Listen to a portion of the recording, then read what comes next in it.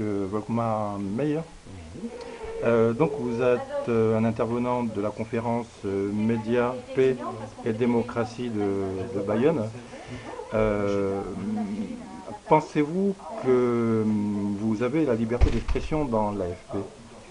J'ai la liberté d'expression, mais dans les limites de la mission de l'AFP, c'est-à-dire neutralité, euh, exactitude des faits, et il faut aussi que mon produit, que ce que je fais, rentre dans les missions de l'AFP, qui est l'information générale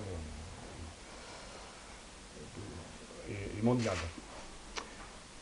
Justement, mondial, avez-vous suivi la guerre en Libye?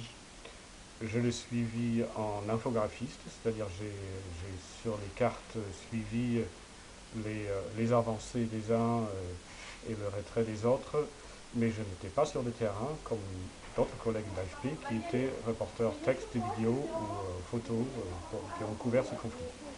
Euh, donc, pensez-vous que vous avez été bien informé sur ce conflit libyen? Bon, c'est bête, quoi, on peut pas sortir. Le conflit libyen, comme tous les conflits dans les pays au sud de la Méditerranée, sont très difficiles à suivre parce qu'on a d'un côté des rebelles qui ne sont pas toujours de bonne foi, qui ont tendance qui sont composés de multiples groupes, donc leur intérêt n'est pas toujours démocratique. Donc il y a un grand danger de manipulation. Et on a évidemment en face, on a toujours de nouveau des pouvoirs qui sont dictatoriaux ou qui n'ont pas non plus la liberté de la presse ou de l'information dans leur cœur. Mais ça va même jusqu'à nos armées à nous, c'est-à-dire l'armée française au Mali n'est pas un exemple de communication.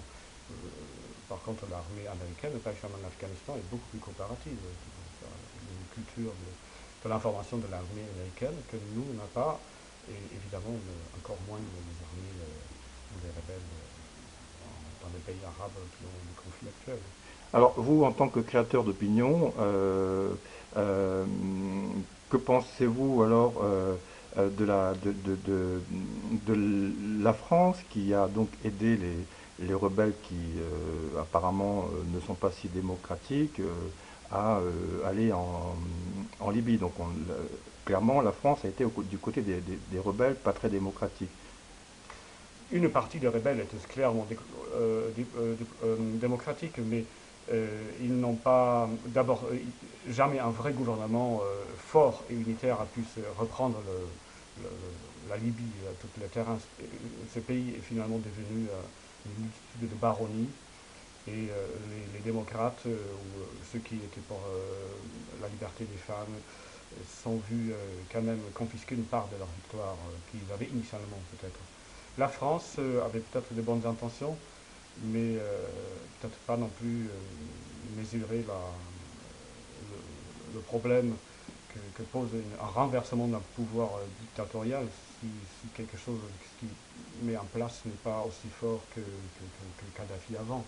Et donc, est-ce que c'est pire qu'avant? J'y crois pas non plus. Euh, Je pense que. De toute façon, je ne suis pas créateur d'opinion, j'ai une opinion là-dessus, mais mon travail d'AFP, c'est de uniquement donner des informations. Après, le reste, c'est mon opinion privée, et j'ai pas la donner au nom d'AFP. D'accord. Alors, dernière question, que se passe-t-il alors en Syrie?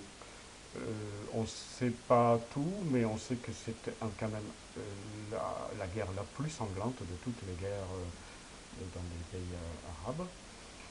Elle n'est pas finie et personne ne sait très bien, personne ne sait vraiment comment la finir. Il y a des intérêts divergents de la Russie, d'Amérique, des pays européens. Il y a un conflit chiite et sunnite. Il y a Al-Qaïda qui s'y mêle, c'est-à-dire des extrémistes islamistes qui se mettent du côté des rebelles. Tout ça est très difficile. Parlons encore de la Turquie, du Liban,